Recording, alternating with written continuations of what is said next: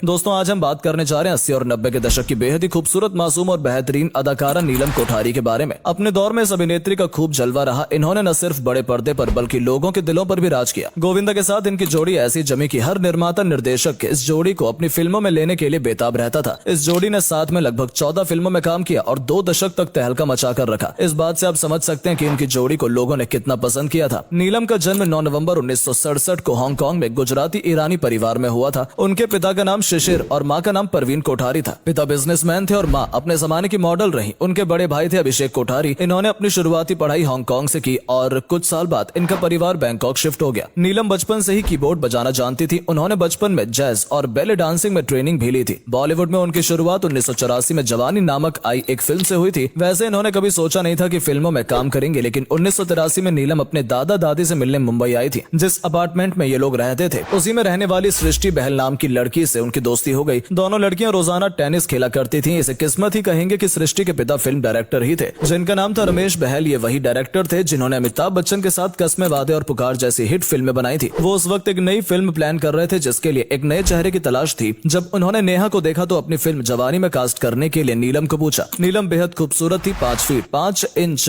उनकी हाइट थी और भाषा पर भी अच्छी पकड़ थी। बहल को नीलम में काफी संभावना नजर आई और नीलम ने इस फिल्म के लिए हाँ कर दिया। उन्होंने अपने मम्मी पापा से बात की लेकिन उन्होंने मना कर दिया। उन्हें हिंदी फिल्मों में दिलचस्पी नहीं थी, लेकिन नीलम की जिद पर मम्मी पापा को हाँ करना पड़ा और इस तरह से जवानी फिल्म से उनका काम शुरू हो गया। फिल्म तो फ्लॉप हो गई लेकिन इसका एक गाना बड़ा हिट हुआ, तू रूठा मैं रो दूंगी, जिसे आज भी पसंद किया जाता है। जब उन्होंने अपने फिल्मी करियर की शुरुआत की तब उनकी उम्र सिर्फ 16 साल थी। पहली फिल्म में उनकी अदाओं और डांस को खूब पसंद किया गया। इसके बाद 1986 में आई फिल्म अंदाज प्यार का, 87 में खुदगर्ज, 88 की खतरों के खिलाड़ी, सिंदूर और 89 की फिल्म घराना में नीलम नजर आई। इसी बीच इनकी एक फिल्म आई घर का चिराग जिसमें उन्होंने अच्छा काम किया और खूब लोकप्रियता हासिल की। इसके बाद नीलम ने कभी पीछे मुड़कर नहीं देखा और आगे बढ़ती चली गई और सफल फिल्में देती रही। उनकी कुछ लोकप्रिय बॉलीवुड फिल्में रहीं अग्निपथ, इंद्रजीत, संतान, हम साथ साथ हैं। नीलम कोठारी ने राजेश खन्ना, अमिताभ बच्चन, आमिर खान, सलमान खान, गोविंदा, शत्रुघ्न सिन्हा, जैकी श्रॉफ, सनी देओल जैसे अभिनेताओं के साथ काम किया जिनमें से इनकी जोड़ी चंकी पांडे और गोविंदा के साथ हिट रही। एक बार तो चंकी ने पहलाज निहलानी के एक शूट पर नीलम को बाइक से गिरा दिया था जिससे उनका पैर जल गया था। चंकी पांडे ने एक टीवी शो पर यह वाकया बताया था। गोविंदा के साथ इनकी जोड़ी सबसे ज्यादा जमी। उस वक्त हर फिल्म मेकर इस हिट जोड़ी को अपनी फिल्मों में लेना चाहता था। नीलम की गोविंदा के साथ लगभग 14 फिल्में आई जिनमें से 10 सुपर हिट रही। मीडिया रिपोर्ट्स की माने तो नीलम को देखते ही गोविंदा को उनसे प्यार हो गया था। पहली बार उनकी मुलाकात 1986 में शूटिंग पर हुई थी। गोविंदा नीलम की खूबसूरती पर फिदा हो गए थे। शुरुआत में तो ये प्यार एक तरफा था लेकिन बाद में नीलम भी उन्हें पसंद करने लगी। गोविंदा नीलम से शादी करना चाहते थे लेकिन पहले से सुनीता उनकी जिंदगी में थी, लेकिन नीलम को भूल पाना भी उनके लिए मुश्किल हो रहा था। बताते हैं कि एक दिन लड़ाई में सुनीता ने नीलम के बारे में कुछ ऐसी बातें कह दी कि गोविंदा ने उनसे सगाई तोड़ दी थी। गोविंदा ने खुद अपने इंटरव्यू में इसका जिक्र किया था कि लड़ाई के 5 दिन बाद सुनीता का फोन उनके पास आया। अगर सुनीता फोन नहीं करती तो शायद नीलम से शादी कर लेते। नीलम को जब ये लगा कि गोविंदा उनसे शादी नहीं करेंगे तो उन्होंने इस रिश्ते से बाहर निकलना ही ठीक समझा और उन्होंने अब अपना पूरा फोकस अपने करियर पर लगा लिया और उन्होंने गोविंदा के साथ फिल्मों में भी काम करना बंद कर दिया। उस वक्त के फेमस एक्टर सनी देओल के साथ भी नीलम ने कुछ फिल्मों में काम किया था, लेकिन आपको हैरानी होगी कि नीलम का अफेयर सनी के साथ नहीं बल्कि उनके भाई बॉबी के साथ था। 5 साल तक दोनों सीरियस रिलेशनशिप में रहे। ये दोनों अपने रिलेशन को लेकर इतने सीरियस थे कि दोनों ने चुपके से सगाई भी कर ली थी, लेकिन ये सगाई शादी में नहीं बदल पाई क्योंकि धर्मेंद्र इस रिश्ते के लिए तैयार नहीं थे। असल में धर्मेंद्र अपने लिए कोई एक्स्ट्रा बहू नहीं लाना चाहते थे, इसीलिए ये रिश्ता वहीं खत्म हो गया। ब्रेकअप के बाद नीलम ने एक इंटरव्यू में इस बात को स्वीकार किया था कि वो बॉबी देओल के साथ एक सीरियस रिलेशनशिप में थी। नीलम ने बताया कि हम दोनों ने साथ मिलकर अलग होने का फैसला लिया है और इसमें हमारे परिवार को न घसीटा जाए। कुछ दिनों तक सलमान खान के साथ भी नीलम के अफेयर की खबरें उड़ती रही थी, लेकिन उनके साथ भी आगे चलकर नीलम का रिश्ता टूट गया। इन दोनों की जोड़ी ने एक लड़का एक लड़की नाम की फिल्म में साथ काम किया और लोगों का दिल जीत लिया। लेकिन नीलम के लिए उलझन तब हुई जब सूरज बड़जात्या की फिल्म हम साथ साथ हैं में नीलम ने सलमान की बहन का किरदार निभाया। नीलम को यह किरदार खुद सूरज ने ऑफर किया था। फिल्म ने सफलता भी हासिल की, लेकिन नीलम के लिए इस किरदार को एक्सेप्ट करने के लिए पूरे 15 दिन लग गए थे। 1999 में इसी फिल्म की शूटिंग के दौरान 2 काले हिरन को मारने का इल्जाम सलमान खान के साथ नीलम पर भी लगाया गया था और इन्हें भी कोर्ट के चक्कर लगाने पड़े थे। अगर उनकी शादी की बात करें तो साल 2000 में नीलम ने अपने पेरेंट्स की मर्जी से बैंकॉक में यूको बिजनेसमैन ऋषि सेठिया से शादी की। शादी के बाद नीलम और ऋषि दुबई में रहने लगे, लेकिन यह रिश्ता ज्यादा नहीं चल पाया क्योंकि नीलम भारत में रहना चाहती थी जो ऋषि को मंजूर नहीं था। बाद में दोनों ने अलग होने का फैसला कर लिया। इसके बाद उनकी जिंदगी में आए एक्टर समीर सोनी। दोनों की मुलाकात एनीथिंग बट लव फिल्म देखने के दौरान हुई जहां एकता कपूर ने दोनों को मिलवाया। इसके बाद तुषार कपूर की एक पार्टी में फिर दोनों मिले और 24 जनवरी 2011 को दोनों ने शादी कर ली। समीर की भी पहली शादी सिर्फ 6 महीने चली थी। शादी के 2 2 साल बाद 2 सितंबर 2013 को नीलम ने एक बेटी को गोद लेने का फैसला किया और उनका नाम अहाना रखा। 2001 में नीलम ने फिल्मों से ब्रेक ले लिया था। उनकी आखिरी फिल्म कसम थी, लेकिन उन्होंने नेटफ्लिक्स की वेब सीरीज से एक बार फिर वापसी की। इस वेब सीरीज के एक सीन में नीलम ऑन कैमरा बोटॉक्स ट्रीटमेंट करवाती नजर आई, जिस पर उन्हें काफी आलोचना झेलनी पड़ी और बोटॉक्स को प्रमोट करने का आरोप भी लगा। वहीं कुछ लोगों ने इनकी ईमानदारी की भी तारीफ की, क्योंकि सेलिब्रिटीज अक्सर सर्जरी या ट्रीटमेंट को छुपाकर रखते हैं। इसी वेब सीरीज के दौरान उन पर समलैंगिक होने के आरोप भी लगे, लेकिन नीलम ने बड़ी समझदारी से इस बात को संभाला। नीलम ने फिल्मों से तो ब्रेक ले लिया, लेकिन ज्वेलरी के अपने पारिवारिक बिजनेस को शुरू किया और खूब तरक्की की। आज वो एक ज्वेलरी डिजाइनर है और मुंबई में नीलम कोठारी फाइन ज्वेल्स नाम से इनका अपना ज्वेलरी स्टोर है। नीलम ने बॉलीवुड के अलावा बंगाली, मराठी और कन्नड़ फिल्मों में भी काम किया। फिलहाल नीलम फिल्मी दुनिया से दूर हैं, लेकिन इवेंट्स में इन्हें देखा जा सकता है। 53 साल की हो चुकी नीलम आज भी फिट और सुंदर नजर आती हैं। आज वो अपने पति और परिवार के साथ खुशहाल जिंदगी जी